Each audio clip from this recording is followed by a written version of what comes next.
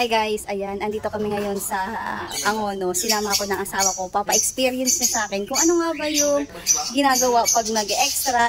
So ayan, kasama ko yung asawa ko. So syempre, income din to, kailangan nating galingan guys. Maliw may discover tayo, sarap. So ayan, napapasok na kami dito. So eto guys, yung location namin. Diba ang ganda ng location guys. Iikot ko kayo. Ayan, tingnan nyo yung location guys. Oh, ang ganda. Ayan, yun yung asawa ko. Ayan, oh. Salamin sila. Dumating kami dito sa resort kung saan yung location bago mag alas 8 or alas 8. Tapos guys, 8:49 na wala pa. Yun pala yung oras pala. Simula, darating yung production pang alas 10 pa. So, ganun talaga. Tingnan natin kung ano yung magiging experience ko. Kasi guys, first time ko din maisama ng asawa ko dito. So, ganda din ang place. Ayan, oh. Tsaka meron na ditong mga mga nagtatalent din. Sila nakalock in taping. Maya-maya mga mare, binigyan na kami ng pa-early lunch. Yan yung pagkain namin dito sa taping. Pagkatapos kumain, pinagbihis na kami kasi may assemble lahat ng staff mga 11. Kasi 11:15 magsisimula na yung shooting. Pagkatapos mag-assemble, pumunta na kami dito sa loob, dito sa may factory banda, dito sa may location. Sa pagtatalent pala mga mare, pag hindi ka marunong umarte, pwede ka nilang palitan. At syempre, yung TF mo, yung talent fee mo, hindi na doon gaya ng pinag-usapan, pwede siyang maging kalahati or pwedeng mas maliit pa doon. Kagaya ng main character namin dito, nakasampung take na kami mga mare bago siya pinalitan kasi paulit-ulit siya, hindi niya kasi kayang dalhin yung papel na gagampanan niya. Ayun guys, nagsimula kaming mag-taping, mag-shoot 11. Tapos, anong oras na ba? 2:42:29 na. So, ito pala yung hirap pag nagtatalent ka. Ayan. Pag nagtatalent ka kasi hindi mo hawak ng oras. Wala kayong break. Pag natapos pa yung sinushoot nila, tsaka pa lang kayo kakain. So, ganun talaga guys.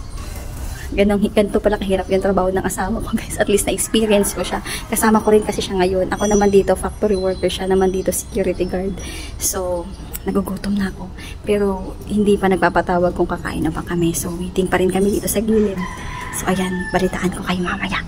Yung akala ko na maging factory worker lang ako dito sa sinushoot, akala ko lang pala yun. Hindi ko naman akalain na gagawin akong double ng isang main character dito. Diyos ko po, Rude. At ayan, nakakandong pa nga ako dito sa main character. At habang ginagawa ko yan, first time kong ma-experience yan, na ginagawa ko yan sa ibang lalaki. Habang yung asawa ko nanonood sa akin, nagbi-video pa, siya pa yung kumukuha ng video nito sa akin. Kasi naman, on the spot, tatawagin ka ni Direk, ganto, ganyan, makumandong ka dito. Naku po!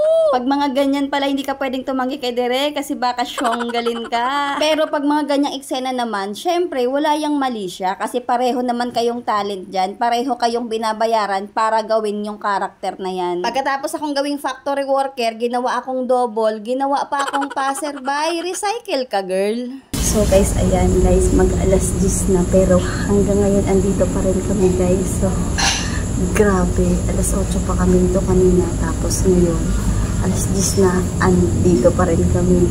So po, ano po itong pinasok? Nandito pa rin siya guys, kahirap. Kaya lalo na sa mga nagsimulang magtatalent, mahirap pala.